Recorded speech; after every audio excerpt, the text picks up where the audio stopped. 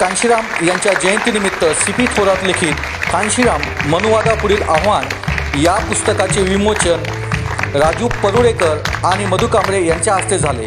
त्यावेळी परुळेकरांनी मांडलेले विचार। नमस्कार। इथे उपस्थित असलेले सगळे दिग्गज लोक म्हणजे मंचावर असलेले आणि मंचावर नसलेले सुद्धा सगळे दिग्गज आहेत याची मला पूर्ण कल्पना आहे। Doctor CP. थोरात साहेब ज्यांनी हे पुस्तक दिलं कांशीराम जीवन, या प्रकाशनाला मी यावं अशी दिलीप चव्हाण यांनी मला विनंती केली आणि ते पुस्तक आणि त्या पुस्तकाचे लेखक या दोन्हीचं मोल इतकं मोठं आहे की हा आपला सन्मान आहे असं समजून मी लगेच हो म्हटलं।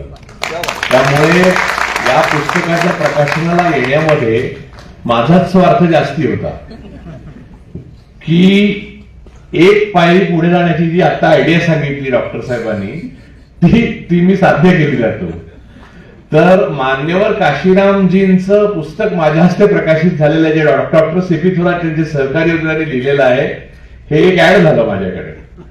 तर ते पुस्तक मी जे पूर्ण ते मी पुस्तक म्हणजे त्या पुस्तकाच्या खूप प्रत्येक गोष्टीला योगायोग असतो कधी कधी। त्या पुस्तक मी वाचलं पूर्ण आणि मी ते विचार करत होतो की हे पुस्तक मराठीत आलेलं आहे, तसं हिंदी इंग्रजी सगळीकडे जायला पाहिजे। तर तुम्हाला माहिती असेल इतिहास संशोधक डॉक्टर अशोक पांडेंचा एक TCH नावाचा चॅनल आहे। तर मी रविवारचा आम्ही एक डिस्कशनचा प्रोग्राम करतो, दर रविवारी असतो, तो आज होता। तो रेकॉर्ड कधी कधी आदल्या दिवशी करतो, तसा काल तो रेकॉर्ड करायला ठरवला होता। मी ट्रान्झिटमध्ये होतो, तर ते म्हणले अभी अपने पास टाइम नहीं है राजू, करना पडेगा, आणि मग आम्ही सुरू केलं। तर इतर सगळे विषय आठवड्यात झालेले सगळे गेलं, तर त्यांनी ते वाचलं होतं, मी ट्विटरवर टाकलेलं। तर त्यांना उत्सुकता होती की त्या पुस्तकात आहे काय म्हणून। तर त्यांनी मला विचारलं आणि मी तुम्हाला नंतर जर वेळ उरला तर मी थोडा वेळ ऐकवीन की आम्ही काय बोललो त्या पुस्तकाबद्दल आणि डॉक्टर सी.पी. थोरात सरांबद्दल, की ते हिंदीमध्ये आमचा कार्यक्रम असतो, त्यामुळे हिंदीमध्ये झालं। त्यांना असं वैषम्य वाटलं की हे पुस्तक हिंदीत काय नाही, हे हिंदीत आणि इंग्रजीत पाहिजे असं ते म्हणले। आणि ते खूप हे झालं की आता आम्ही ते डिस्कशन टाकलं, त्याला जवळपास लाखभर व्ह्यूज आहेत एक 3 तासात, परंतु पुस्तक हिंदीमध्ये नाहीये अजून, त्यामुळे ते मागणी होईल तेव्हा मिळावं। परंतु माझं त्याच्या अलीकडे हे सगळं होण्याच्या अगोदरची माझ्या मनातली आंदोलनं आणि मान्यवर काशीरामजींशी माझा अप्रत्यक्ष आलेला संबंध याबद्दल थोडं सांगतो। म्हणजे हे एका पापक्षालनार्थ पण मी आलेलो आहे, हे लक्षात घ्या। हल्ली मी पापक्षालनार्थच खरं तर बिफट असतो। तर हे पुस्तक वाचत असताना म्हणजे मी त्या आमच्या कार्यक्रमात सुद्धा मी बोललेलो आहे की हे पुस्तक वाचत असताना माझ्या मनात असं आलं की एवढा मोठा महानायक स्वातंत्र्योत्तर काळामध्ये दुसरा कोणी झालेला नसताना आपण हरवून कसा टाकला। म्हणजे ज्या चळवळीचे आयडॉलॉग तेच होते, म्हणजे आंबेडकर वादाचे जनक डॉक्टर बाबासाहेब आंबेडकर असले तरी ज्या काळात म्हणजे 70-80च्या दशकामध्ये ज्या वेळेला मान्यवर काशीरामजींनी ती चळवळ उभी केली आहे, त्यावेळेला डॉक्टर आंबेडकरांनी लिहिलेलं जे आहे ते आजच्या वास्तवाशी म्हणजे तेव्हाच्या वास्तवाशी जुळवून स्वतःचे एक तत्वज्ञान निर्माण करणं, ते राजकीय सामाजिक सांस्कृतिक आणि क्रांतिकारक असं करणं, लोकांना ते पटवून देणं, त्यातून एक चळवळ उभी करणं, त्यातून अनेक चळवळी उभ्या करणं, त्यातून राजकीय चळवळ उभी करणं, ती यशस्वी करणं, ही एका माणसाने केलेली गोष्ट ही स्वातंत्र्यपूर्व आणि स्वातंत्र्योत्तर काळात दुसऱ्या कुठल्याही माणसाने केलेली नाही। तुम्ही बघू शकता ते त्यांच्या चळवळीचे मान्यवर काशीराम हे स्वतःच गांधी होते, स्वतःच नेहरू होते, स्वतःच पटेल होते आणि स्वतःच डॉक्टर बाबासाहेब आंबेडकरांचा अंश म्हणून त्यांनी त्या चळवळीत काम केलं। आणि त्यांचा निरलसपणा, चळवळीबाबतची इंटिग्रिटी जी थोरात सरांनी फार पुस्तकात बारीक बारीक गोष्टी ज्या लिहिलेल्या आहेत त्याच्यात त्याचं बिटवीन द लाईन्स दिसतं की त्यांची प्रेरणा, जाणीवा, जीवन उद्देश, पर्पज ऑफ लाईफ सगळं काही ती चळवळ होती, दुसरं काही नव्हतं त्यांचं। त्यामुळे त्यांच्यामध्ये जो एक म्हणजे मला असं कित्येकदा म्हणजे त्यांचे जुने फुटेज बघताना असं वाटतं की ते ऑरा आहे आणि एक ॲरोगन्स पण दिसतो. तो जो आहे तो त्यांच्या आत्मविश्वासातून आलेला आहे. त्यांना मला तुमची काही फिकीर नाहीये, मी माझ्या बळावर उभा राहिलेला आहे, माझी सायकल घेऊन मी फिरलोय, मला तुम्ही देणगी नाही दिली, तुम्ही मला विकत नाही घेऊ शकत कोणी, कारण घेतलेलं आहे ना, कोणी पाठिंबा दिलेला आहे, मी पाडलंय तुम्हाला आधी.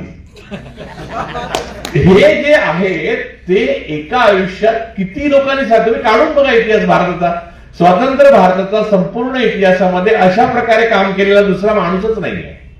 खरं तर ते महानायक होते आणि आपल्याला कळले नाहीत, आणि कळले नाहीत म्हणण्यापेक्षा त्यांच्याकडे दुर्लक्ष करण्याकडे भारतीय संस्कृतीमधल्या ब्राह्मणवादी विचारसरणीचा जो पूर्णपणे पगडा आहे त्याचा स्वाभाविकपणे हात आहे. आणि मी हे जरा परत एकदा बोलतो म्हणजे की जाणीवपूर्वक महापुरुषांना महानायकांना जे बहुजनांमधनं येतात, मग ते गौतम बुद्ध असोत, सगळ्यांच्या भागधेय तेच आहे. गौतम बुद्ध असोत, मग सम्राट अशोक असोत, डॉक्टर बाबासाहेब आंबेडकर असोत, महात्मा ज्योतिराव फुले असोत, छत्रपती शिवाजी महाराज असोत, राजर्षी शाहू महाराज असोत किंवा मान्यवर काशीराम असोत, या सगळ्यांना सुरुवातीला दुर्लक्ष करायचं, नंतर त्यांच्या यशामध्ये आपणही सहभागी आहोत.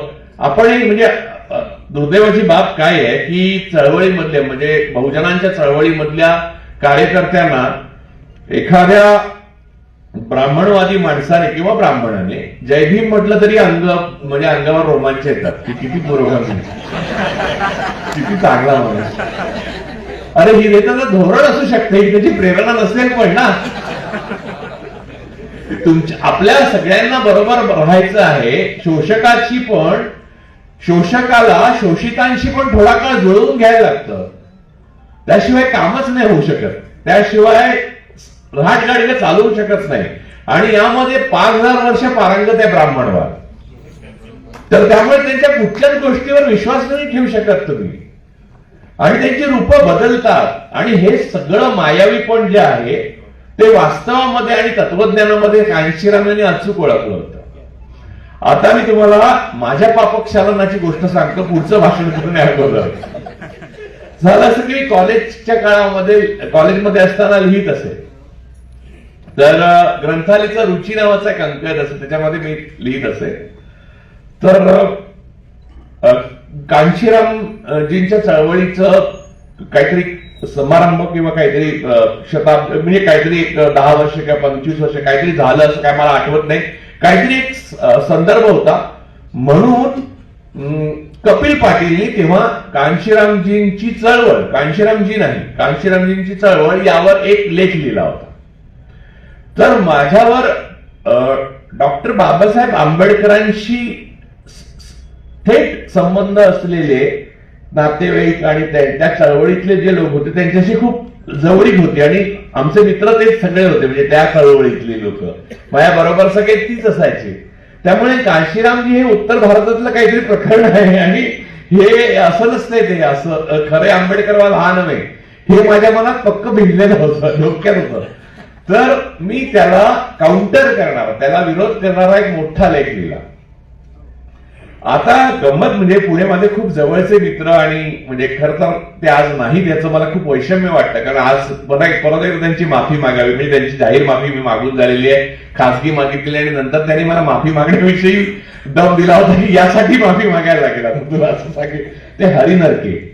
तर डॉक्टर हरी नरकेंनी कांशीरामजींच्या महानतेवर एक अप्रतिम लेख लिहिला होता, मला उत्तर म्हणून.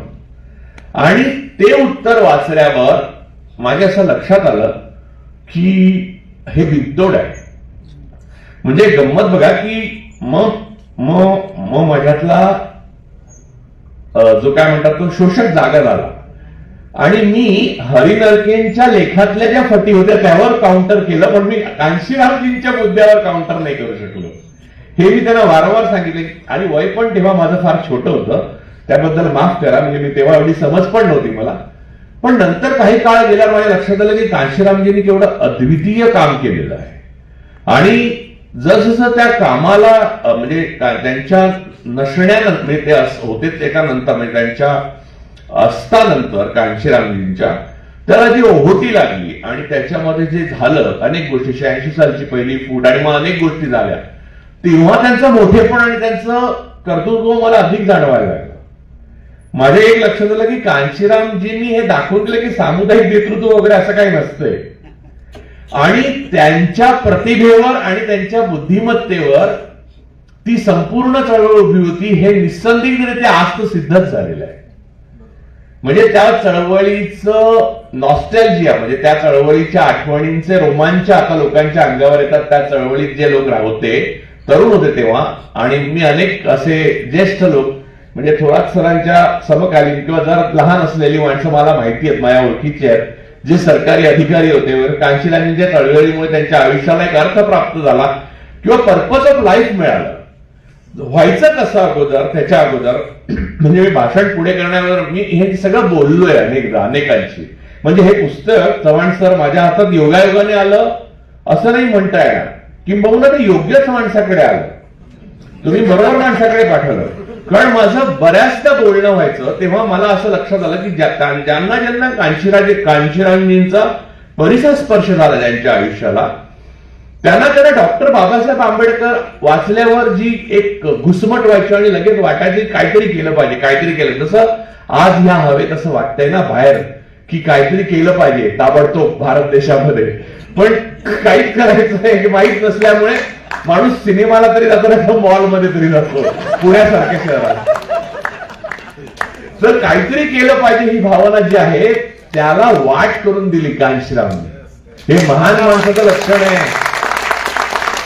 हे लक्षात घ्या की आता मी तुम्हाला कारण उदाहरण देतो, त्यातलं आपण शत्रुमित्र वगैरे सोडून देऊ. गांधीजींसारखं काहीतरी आज केलं पाहिजे असं सगळ्यांना वाटत असेल समजा, तर वास्तवात तसं करणारा कोणी आढळेल का? तर आढळला तर लोक काही आनंदित होतील, त्यांना पर्पज ऑफ लाईफ मिळेल. 90% लोक रील्स बघायचे बंद करतील. हे डिप्रेशन मधनं जवळपास सगळे लोक रील्स बघतायत. तर मुळात रील्स बघायची लोकांना आवड लागली आहे हा चुकीचा समज आहे. लोकांना आयुष्याला उद्देश नसल्यामुळे हे करतायत ते. म्हणजे पूर्वी विडे उडायचे, तर या एका माणसाला नाही ते एका पिढ्यांमागून पिढ्यांच्या आयुष्याला डुअर म्हणून, म्हणजे फक्त थॉट म्हणून नव्हे, फक्त आयडॉलॉग म्हणून नव्हे, तर डुअर म्हणून, म्हणजे काय करायला पाहिजे. म्हणजे प्रसिद्ध मार्क्सवादी लेनिनचं पुस्तकच पहिलं आहे what is to be done. त्याने 23व्या वर्षी ते पुस्तक लिहिलं होतं आणि तेच पुस्तक वाचत 23व्या वर्षी भगतसिंग फासावर गेले होते. What is to be done म्हणजे काय केले पाहिजे. काय आता 23 मार्च येतोच आहे तो दिवस. 1931ला लाहोर जेलमध्ये ते फासावर गेले होते.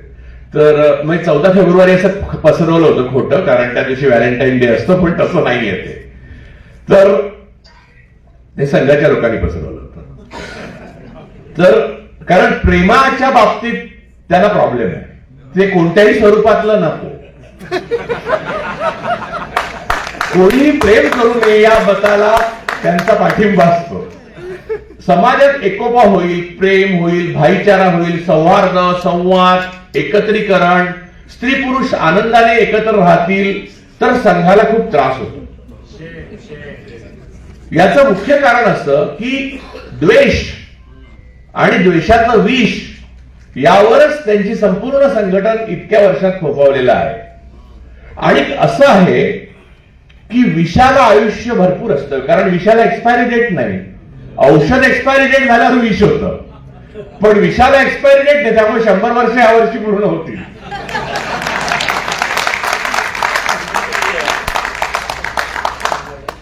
तर मान्यवर काशीरामजींचं सगळ्यात महत्वाचं वैशिष्ट्य म्हणजे या समाजामध्ये 2 प्रकारचं ब्राह्मणवाद आहे. एक उघड ब्राह्मणवाद जो आज देशावर राज्य करतोय, त्याचं सफोकेशन खुद्द ब्राह्मणांना सुद्धा असेल काही, पण मूळ मुद्दा तो नाहीये. दुसरा छुपा ब्राह्मणवाद आहे, म्हणजे कम्युनिस्ट पार्टीच्या पॉलिट ब्युरोमध्ये पण 70 वर्ष लागली नॉन ब्राह्मण पॉलिट ब्युरोमध्ये माणूस यायला. हा म्हणजे कसं आहे, हिंदुस्थान लिव्हर कंपनीने कोलगेट पण आपलीच आणायची आणि क्लोजअप पण आपलीच आणायची, बिनाका पण आपलीच आणि सिबाका पण आपलीच, लवंगची पण आपलीच. म्हणजे कोण दुसरी कंपनी काही वेगळं करायला गेली की त्या ब्रँडचा आपला ब्रँड हजर. त्यामुळे जे उदारमतवादी, जे पुरोगामी, जे स्वातंत्र्य, समता, बंधुता आणि जातीविहीन समाज याच्यावर प्रेम करणारी माणसं वगैरे वगैरे वगैरे अशी लेबल लावणारे संघटनेचे लोक होते, ते अचानक आज आपण मोदी भक्त झालेले बघतो आणि आपल्याला धक्का बसतो की अरे हा कालपर्यंत आपला बरा होता मनुष्य, हे असं अचानक काय लिहायला लागला. आपण व्हॉट्सअप ग्रुपवर, म्हणजे व्हॉट्सअप ग्रुपला स्वतःमध्ये एक अॅनेस्थेशियाची हे आली आहे गुणवत्ता, ही वाचून माणसं तशीच आडवी पडतात. की हे जे लिहिलेलं आहे ते तुम्हाला वाचायचं तर सोडत, पण श्वासाने घेतलं तरी माणूस बेशुद्ध पडू शकतो. तर या प्रकारचं हा माणूस कालपर्यंत बोलत होता. मला तर माहिती आहे, पुण्यातली मी नावं नाही घेत, त्यांच्या आता ते हयात त्यांचा अपमान होईल, तर मोठमोठे कम्युनिस्ट त्यांची मुलं मोदी भक्तीने रसाळ अशी पानाच्या पानं लिहिलेली असतात आणि सगळी नावं तुम्ही काढून बघा, आडनावं काढून बघा. आणि त्याचा सगळ्यात महत्वाचा आणि सगळ्यात भयानक भाग आहे, आणि त्याचा दुसरा भाग मी त्यांना सांगणार की या सगळ्यामध्ये नथुराम गोडसेंनी गांधी हत्या केल्यावर ब्राह्मणवादाच्या लक्षात हे आलं की पिस्तूल आपल्या हाताने नाही चालवली पाहिजे, पिस्तूल चालवायला बहुजन वापरले पाहिजे. जे डोकं वापरतात ते तुम्हाला रस्त्यावर दिसणार नाही त्यामुळे आता, आणि रस्त्यावर दिसतात ते डोकं वापरताना दिसणार नाही. त्यामुळे राम मंदिर बांधलं तरी आम्ही नाचायला मशिदीसमोरच जाणार, हे कुठून लॉजिक आलं. असं नाचणाऱ्याला तरी वाटलं पाहिजे की नाही की आपलं मंदिर आहे, आत्ताच बांधलंय, त्याच्यासाठी एवढं केलं. तर ह्या प्रकारची वृत्ती सगळ्यात जास्त आणि ज्या ठिकाणी साचलेली आहे त्या उत्तर प्रदेशमध्ये आपलं सरकार आणून दाखवलं कांचीरामजी. म्हणजे हा काही सामान्य चमत्कार नाहीये. म्हणजे डॉक्टर बाबासाहेब आंबेडकर, शाहू महाराज, नंतर ज्योतिराव फुले यांची नावं, त्यांची उद्यानं वगैरे जे काही असेल ते उत्तर प्रदेशात जास्त मोठ्या प्रमाणावर झालं महाराष्ट्रात होण्या अगोदर. महाराष्ट्रातून आंदोलनच चालू आहेत त्यांच्या स्मारक करा म्हणून. महाराष्ट्रात स्मारक वेगळ्याच लोकांची झाली. आता मी त्याच्यावर बोललो तर लगेच लोक म्हणणार बोलतो. आता ते औरंगजेबाच्या स्मारकावर उठलेत सगळे. औरंगजेबाची थडगं हे लॉर्ड कर्झनने 23 साली त्याच्या भोवती थोडस बांधकाम केलंय, कारण ते आर्किओलॉजिकल हे आहे मॉन्युमेंट म्हणून ते केलेलं आहे. आणि औरंगजेबाचं थडगं महाराष्ट्रात असणं या महाराष्ट्राच्या अतुलनीय पराक्रमाची साक्ष देणारी गोष्ट आहे. त्यामुळे ते महाराष्ट्रात असलंच पाहिजे. महाराष्ट्रात स्मारक कुठचं नसलं पाहिजे, तर गांधी हत्येला निघालेल्या माणसाला यशस्वी भव असा आशीर्वाद देणाऱ्या माणसाचं स्मारक नाही पाहिजे. बरोबर की नाही? तर मूळ मुद्दा हा आहे की पण हे जे बरोबर आहे ते चूक, आणि चूक आहे ते बरोबर हे कोण ठरवतं? ब्राह्मणवाद ठरवतो. आणि त्याला चॅलेंज देणं आज इतकं आपल्याला कठीण वाटतं, तर कांशीराजांनी कसं दिलं असेल? म्हणजे थोरात साहेबांना पळवून न्यावं असं मला वाटतं, आणि त्यांना सगळं विचारावं बारीक बारीक बारीक त्यांनी काय हे केले, काय बारीक बारीक काय क्लुप्त्या केल्या. म्हणजे 3 गोष्टी होत्या त्या चळवळीबद्दल. कांशीराजांची जी चळवळ होती, म्हणजे टीएस4 असो, बामसेप असो, नंतर बीएसपी असो, त्याच्यामध्ये 3 गोष्टी आहेत. ग्रँड स्ट्रॅटेजी आहे आणि टॅक्टिक्स आहे, आणि त्याच्यामध्ये एक हार्मनी आहे. त्याच्यामध्ये सगळ्यामध्ये कुठे बेसूर झालेलं नाहीये काही.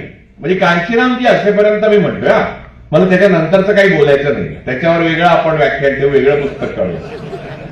तर मूळ मुद्दा असा की ते जे आहे ते असं बनवणं इतकं कठीण आहे, इतकं कठीण आहे की ज्या क्रांतीची कल्पना मी करतो, त्या क्रांतीबद्दल मी लिहितो, त्या क्रांतीला मी प्रत्यक्षात आणतो, ती क्रांती मी सत्तेत नेऊन दाखवतो, आणि मी ती सत्ता तिथे आणतो जिथे गंगा आहे, जिथे ब्राह्मणवाद आहे, जिथे महाकुंभ करतो, त्या राज्यात मी उभं करतो.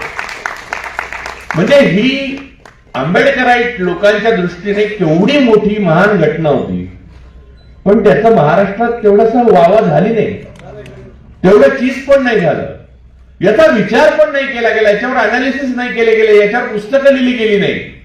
आपल्या साहित्यामध्ये त्याचं प्रतिबिंब दिसत नाही, आपल्या सांस्कृतिक जीवनात त्याचं प्रतिबिंब दिसत नाही. उत्तर प्रदेशमध्ये जय श्रीराम ही वॉर क्राय होऊन लोकांना मारलं जातं आणि तो जय श्रीराम महाराष्ट्रापर्यंत येतं. परंतु कांशीरामजींनी एवढी मुवमेंट केली, त्याचा कोणत्याही प्रकारचा मोठा लोंढा महाराष्ट्रापर्यंत सांस्कृतिक आला असं आपल्याला दिसत नाही. याचा अर्थ असा की महाराष्ट्रामध्ये ब्राह्मणवादाचं वीण जी आहे ती दिसत नसली तरी बळकट खूप आहे आणि तिच्याशी लढणं सोपं नाही. अर्थातच 1818 साली म्हणजे भीमा कोरेगावचा पुन्हा एकदा उल्लेख घेणं स्वाभाविकच आहे. 1818 साली पेशवाईचा अस्त झाला. त्यात भीमा कोरेगावचा जो स्तंभ आहे त्याचा तिथे झालेल्या लढाईचं मोठं हे आहे, योगदान आहे. तर त्यानंतर कायम महाराष्ट्राने स्वप्न पाहिलं की पुन्हा जरीपटका आम्ही वर फडकवू आणि तो भारतभर फडकवू. तिरंग्याला विरोध संघाने आणि गोळवलकरांनी त्यासाठी केला की आम्ही जरीपटका फडकवू. मी हे उघड ब्राह्मणवादाविरुद्ध बोलतोय. छुप्या ब्राह्मणवादाचं बोलायचं झालं तर तुम्हाला दैनिकांचे संपादकांपासून, आता मधुजी बोलतील त्यांना तर इतका अनुभव आहे, म्हणजे ते मोकळेपणाने बोलायचं ठरवलं तर आता ते भरपूरच बोलू शकतात खरं तर सगळ्या दैनिकांच्या संपादकांपासून ते मालकांपासून ते सगळ्यांची अशी एक छुपी युतीच होती. आणि या युतीतनं असं होतं की पुरोगामीपणाची जी स्पेस आहे ती कुठच्याही प्रकारे बहुजनांच्या हातात जाऊ द्यायची नाही. आणि मगाशी मीर साहेबांबद्दल जे सांगितलं ते बहुजनांनी पण केलं ना. देव जेव्हा बुद्धी वाटत होता तेव्हा डोकं वर ठेवण्याची गरज होती, ते नाही झालं. जे कांशीरामजींना कळलं ते त्यांच्या अतिशय जवळच्या लिगसी ठेवलेल्या अन्वयांना पण कळलं नाही.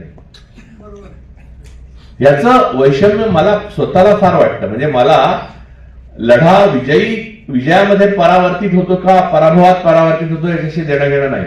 लढा कोण लढतं ह्याच्याशी मला देणं घेणं आहे. आज लढा कोण लढतंय त्यांच्यामध्ये कांशीरामजीने आपले वैचारिक वारस म्हणून निवडलेले लोक नाही, हे दुर्दैवी आहे.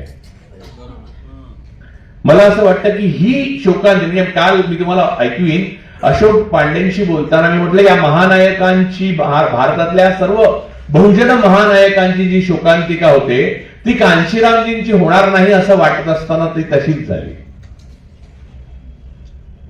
ते शोकांतिकेचे नायक आहेत, हे दुर्दैवी आहे. ते एक यशस्वी नायक आहेत, हे महान आहे. ते एक महानायक होते, हेही खरं आहे. परंतु त्यांनी जे निर्माण केलं होतं ते त्यांच्या आयुष्यापुरतं सीमित नव्हतं. पुढच्या 100 किंवा 1000 वर्षावर प्रभाव टाकेल अशी एक संस्कृती, अशी एक विचारसरणी भारतामध्ये दृढ होईल. आणि त्यामुळे या अशोक चक्राला, या तिरंग्याला, या समतेला जो बाबासाहेब आंबेडकरांनी थॉट म्हणून मांडलेला आहे घटनेमध्ये, राज्यघटनेमध्ये, त्याला खरा अर्थ प्राप्त होईल. त्याची सुरुवात कडवटपणाने होणं स्वाभाविकच आहे आणि कडवटपणा राहणारच. लढताना आता ब्राह्मणवादाविरुद्ध मी लढतोय असं समजा, म्हणजे मी लढतोय असं मानू नका प्लीज. मी सावधपणाचा इशारा देताना स्वतःला वगळून तेवढं सांगत नाही. तर मी असं नाही सांगत की भांडवलशाही विरुद्ध आपण आंदोलन केलं पाहिजे, सगळ्या गाड्या बाहेरच्या जाळून टाका, फक्त ती बाहेरची एक माझी थांबवा, असं काही नाही. तुम्ही माझ्यावर सुद्धा विश्वास ठेवू नका. Nobody is exception. या लढाईत कोणी एक्सेप्शन नाही. त्यामुळे कडवटपणा येणं स्वाभाविक आहे. तर आज मी समजा ब्राह्मणवादाविरुद्ध लढतो असं तुम्ही माना, म्हणजे हे मी हायपोथेटिकल सांगतोय, तुम्ही विश्वास ठेवू नका. तर मला सुरुवात त्याची काही प्रेमाने होऊ शकत नाही, कडवटपणानेच होणार. आणि युद्ध घाम आणि रक्त निघाल्याशिवाय होत नाही. ते अहिंसेचं युद्ध असलं तरी अहिंसेमध्ये रक्त आटतं, वाहत नसेल, आटतं ना. म्हणजे चळवळ उभी करत असताना आता थोरात सरांच्या वयाचे गृहस्थ ज्या ताकदीने इथे उभं राहून भाषण करू शकतात त्याचं कारण त्यांची प्रेरणा आहे, त्यांचं पर्पज ऑफ लाईफ आहे, ते त्यांना बळ देतं. अन्यथा त्यांनी चळवळीसाठी रक्त किती आटवलं हे सुद्धा त्यांच्या देहावरनं कळतंय ना. त्यांना माहिती असेल ना, त्यांनी दिवस रात्री कशा कुठे खाल्लं असेल, काय खाल्लं असेल, कधी खायला मिळालं असेल, कधी झोपायला मिळालं असेल, कधी झोप बरी लागते असं वाटतानाच कांशीरामांचा फोन आला असेल आणि जरा पळत जायला लागलं असेल, असं इतक्या वेळा झालं असेल. कारण चळवळ हीच गोष्ट डिमांडिंग असते, ती तुमच्याकडनं फक्त घेते, तुम्हाला नाही देत ती काही, ती सर्वांना देते. तुम्ही जर सर्वांना, म्हणजे भारतीय तत्वज्ञान म्हणून जे आहे, ज्याचं ब्राह्मणीकरण झालं, खरं ते बौद्ध तत्वज्ञान आहे, तर ते समष्टीकरण जे आहे, सर्वांचं होणं, ते चळवळीचं उद्देश असतं. म्हणजे हे माझं, म्हणजे मामा, हे हत्ती माझे, ते घोडे माझे, तो एअरपोर्टही माझा, ते विमानही माझं, ते लग्नही माझंच, आणि लग्न असेल तर माझंच असेल, या प्रकारचं जे आहे ते चळवळ नाही खरं. हे अडाणी अंबानी करतात.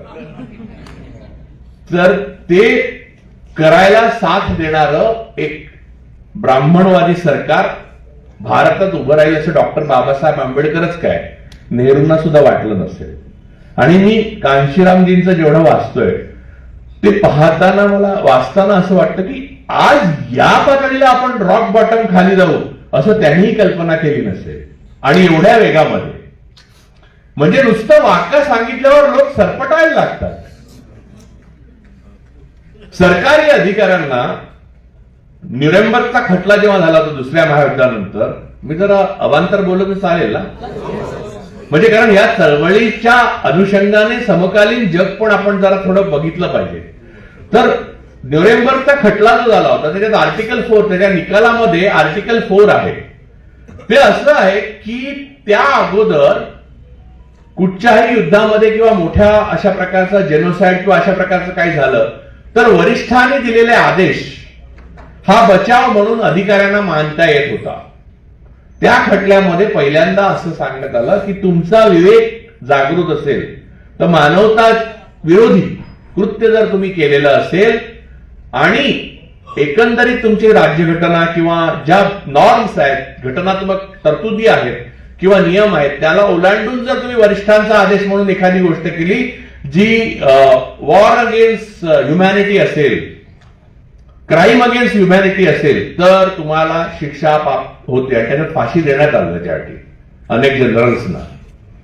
त्यामुळे युनियन सरकारमध्ये, मी मुद्दा इथे येणार होतो, कांशीरामजींनी आपल्या विचारांचे युनियन, आपल्या विचारांची जी पेरवणूक आहे ती सरकारी अधिकारी, म्हणजे एक क्लास 1, 2, 3, 4 सगळ्यांमध्ये पसरवली.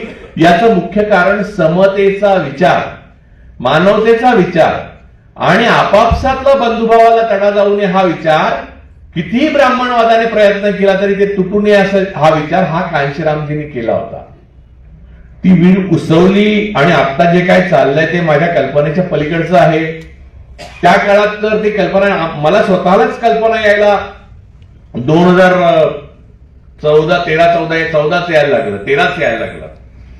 परंतु या प्रकारची एक महान चळवळ या देशात झाली आणि आपले थोरात साहेब आहेत, त्यांचं पुस्तक वाचताना मला असं वाटलं की एक मराठी माणूस त्याच्यामध्ये इतका पुढे होता हे आपल्याला माहितीच नव्हतं, नाहीतर 4 वशिले लावता आले असते.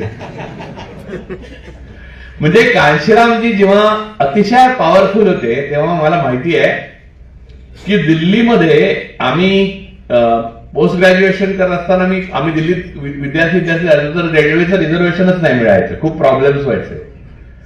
तर त्यांचे सेक्रेटरी जे होते, आठवायचंय का,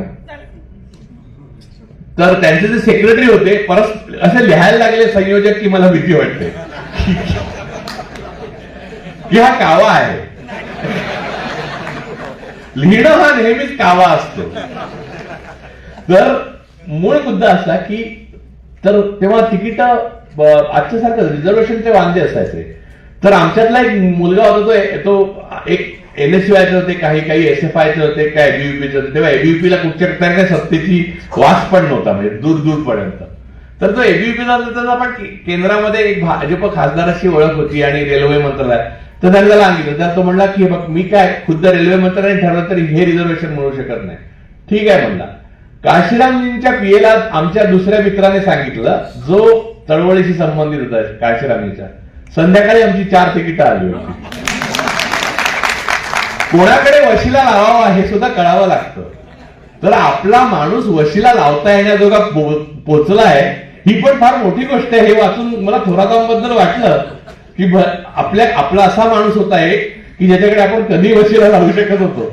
अनफॉर्च्युनेटली थोडे उशिरा भेटले, परंतु खरोखर सांगतो की थोरात सरांनी जे पुस्तक लिहिलेलं आहे त्याने एका इतिहासातल्या असाधारण आणि महान अशा कालखंडाची आपल्याला ओळख होते.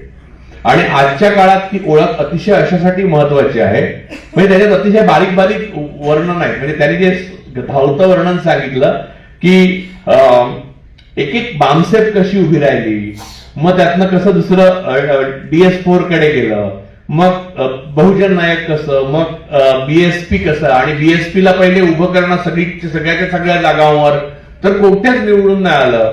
तर मग ही थॉट प्रोसेस भारतात स्वतंत्र भारत आलाच नव्हता. समाजवादी, कम्युनिस्ट, जनसंघ सगळे लढत होते. कोणाला माहितीच नव्हतं की पहिले आम्ही पडणार, आमची डिपॉझिट जातील, पण आम्ही नंतर पाडणार. ही जे दुसरा भाग आहे जो त्यांचा, ही जे हे टॅक्टिक्स म्हणतात, त्या ज्या सगळ्या आहेत त्या वाचताना मला अद्भुत वाटलं.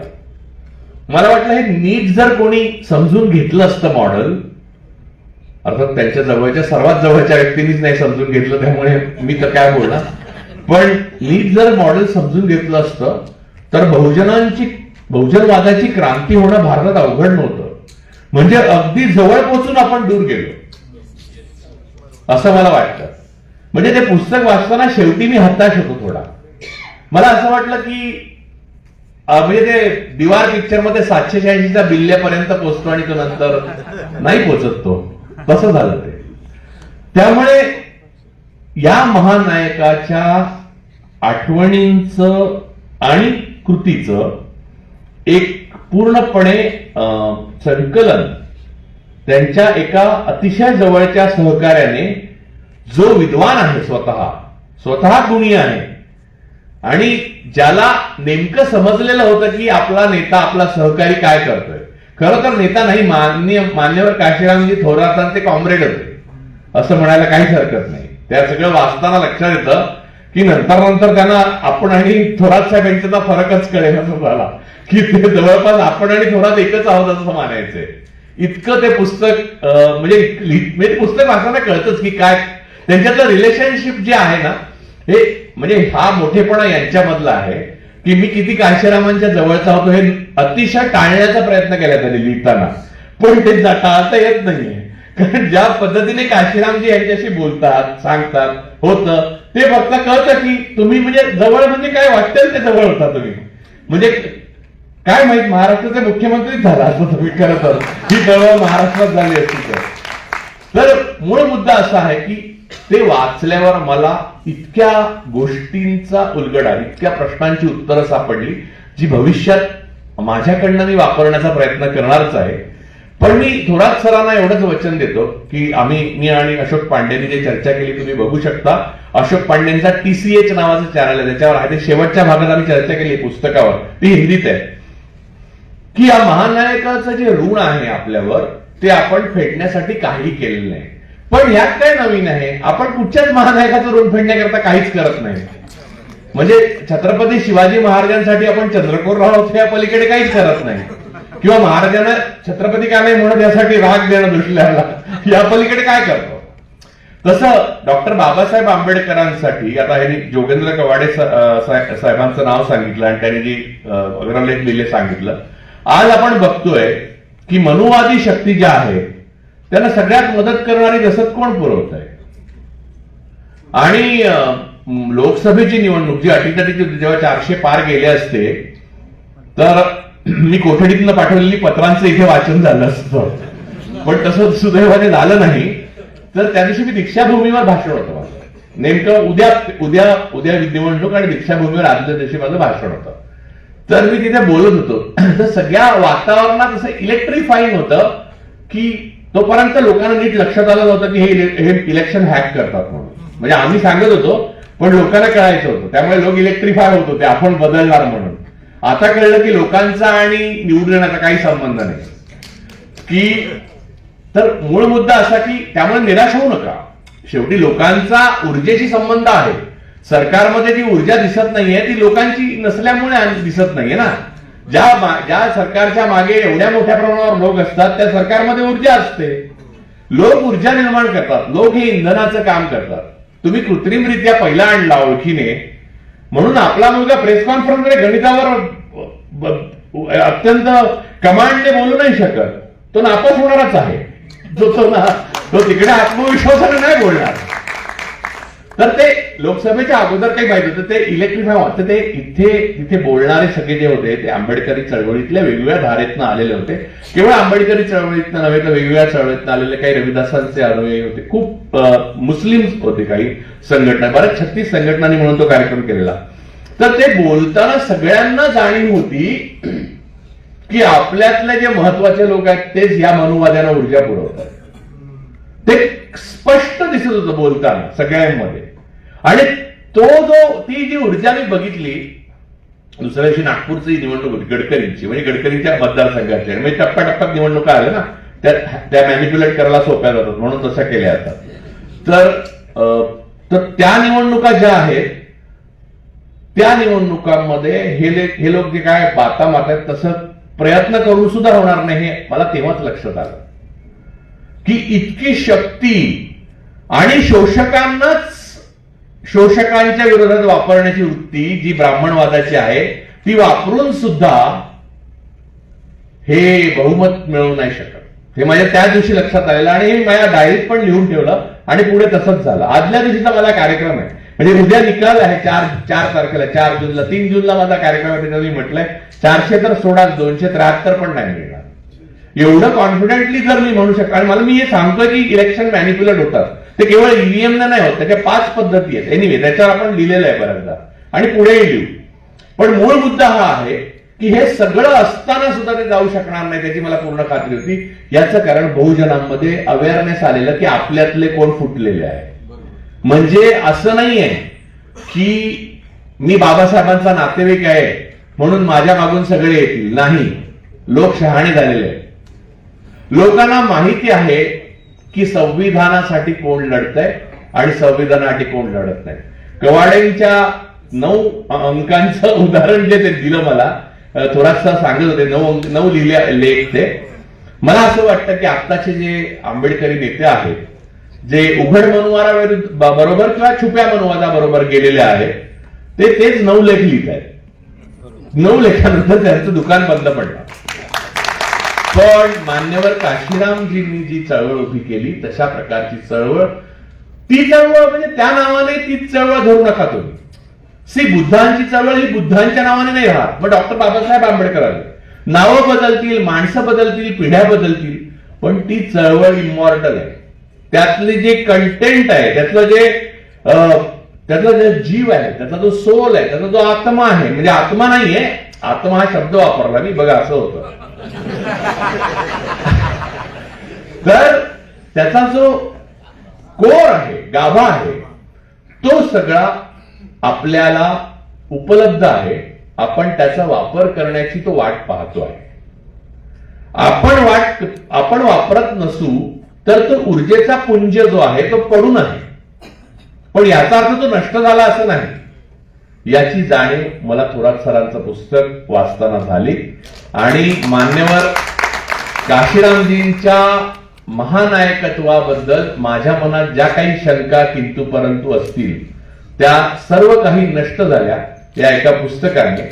मी सीपी थोरात सरांचा प्रचंड ऋणी आहे आणि त्यांनी हे पुस्तक लिहिल्याबद्दल. हे पुस्तक हिंदीत आणि इंग्रजीत यावं असं मी चव्हाण सरांना विनंती करतो. मी अजूनही माणसं पाहिजे असतील तर त्यात इन्व्हॉल्व्ह करू शकतो जे लवकरात लवकर हिंदी इंग्रजीत आणू शकतात आणि आंतरराष्ट्रीय पातळीच्या लेवलला नेहमी जाईल असं पुस्तक आहे ते. त्याच्यात म्हणजे स्वतःमध्येच त्याच्यात हे आहे, जादू आहे. तर आजचा हा जो जादूचा कार्यक्रम होता त्यातला जादूगार मी नसून त्यातला जादूगार या पुस्तकात आहे.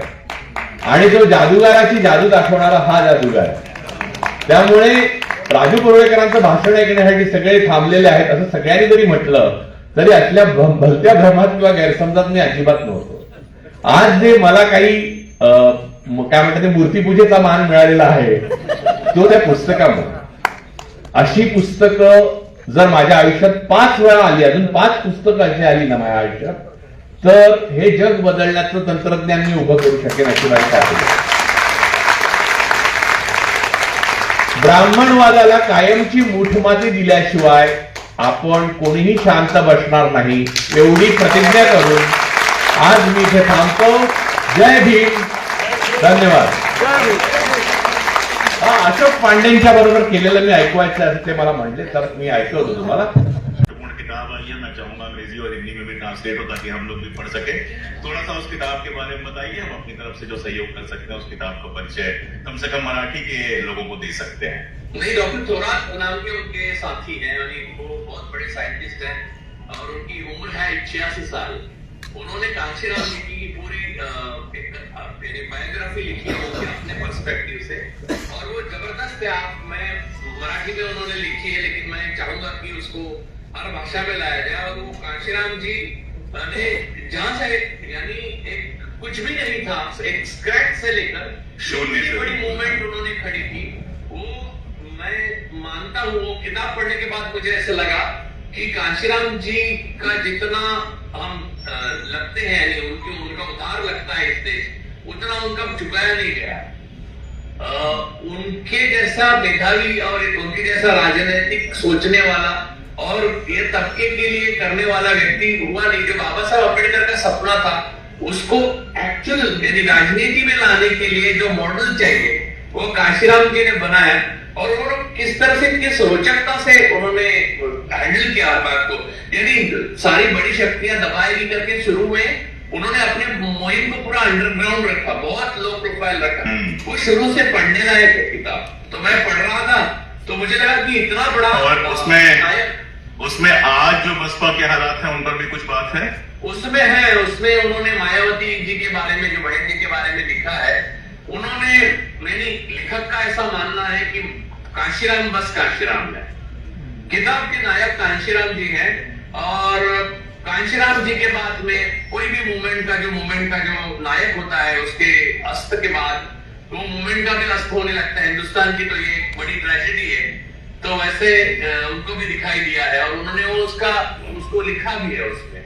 और वो पढ़ते वक्त मैंने एक बात मैंने अपने सोच ली, यानी मैं इतना डॉक्टर बाबा साहब अम्बेडकर की किताबें पढ़ी, दलित मूवमेंट पे हम लोग इतना पढ़ते रहते हैं. मैं मुझे लगा कि मैंने इतने बड़े नायक को इतने दिन मिस कैसे किया. मेरे हाथ से उसका कल पब्लिश होगी वो किताब, उसका विमोचन होगा. लेकिन ये तो मेरा सम्मान है. कांशीराम जी और डॉक्टर थोरात दोनों बहुत बड़े लोग हैं मेरे से. दोनों ने एक मूवमेंट को खड़ा किया है. मैं मानता हूँ कि डॉक्टर माननीय कांशीराम जी इतने बड़े नायक थे कि इतना बड़ा नायक शायद ही कोई हुआ हो स्वतंत्र आजादी के बाद में. इतनी बड़ी मूवमेंट सिंगल हैंडेडली किसी ने खड़ी नहीं की और इतने दबे हुए लोगों के लिए. यानी ये तो एक मुझे तो अजूबा लगता है. और एक साइकिल लेके चलना रोज और लोगों को इकट्ठा करना, पहले बाप से बनाना, ये सारी चीजें DS4 बनाना, फिर पॉलिटिकल मूवमेंट बनाना और उसमें सब में कामयाब रहे वो. ये इम्पॉसिबल सा लगता है. मुझे लगता है कि आज कोई पढ़ता है तो मुझे ऐसा लगा कि एक कहानी पढ़ रहा हूँ जो बहुत हैप्पी एंडिंग वाली है, हालांकि वो हैप्पी एंडिंग वाली नहीं है. तो कांशीराम जी को श्रद्धाएं. पुढचं राहू दे. कारण कुठच्याही शोकांतिकेचं पुढे त्याच्यात पर्यावसन पुढे नव्या बीजाचं अंकुरण आणि त्यातून नवीन मुवमेंट होण्याकडेच असायला पाहिजे. भारताचं एक वैशिष्ट्य आहे की इथले सर्व बहुजनांचे महानायक जे आहेत, कोणी असो, बळी असो, तुकाराम असो, गौतम बुद्ध असो, कोणी असो, यांच्या नंतर एक असा कालखंड आहे तो जो गुलामीचा काळा कालखंड असतो आणि ब्राह्मणवादाचा नांगर सगळीकडे फिरत जातो. हे वैशिष्ट्य आहे आणि आपल्या डोक्यावर काय जादू केलेली आहे ब्राह्मणवादाने हे मला कळत नाही. म्हणजे मला कळतं पण ते मला कळत नाही असं तुम्ही समजून घ्या. ते मला कळतं कारण मला ते जन्मामुळे कळतं, पण मला एक विचार करणारा मनुष्य, विचारवंत असं नाही म्हणत, थिंकर म्हणून मला ते कळत नाही की हे अंडू करणं शक्य आहे, ते अंडू का होत नाही, हा हे कोडं मला सुटत नाही. म्हणजे ब्राह्मणवादाचे अर्थ अनेक लोकांनी लावलेत, प्रश्न आहे ते बदलण्याचा. तो आता बदलण्यासाठी एक यंत्र माझ्याकडे आलेलं आहे. अशी अजून 4 यंत्र पाहिजेत, ती एक तर मला निर्माण करायला लागतील, नाही तर तुम्ही निर्माण करा. तर अशी प्रतिज्ञा करून आज आपण थांबूया. धन्यवाद. जय भीम.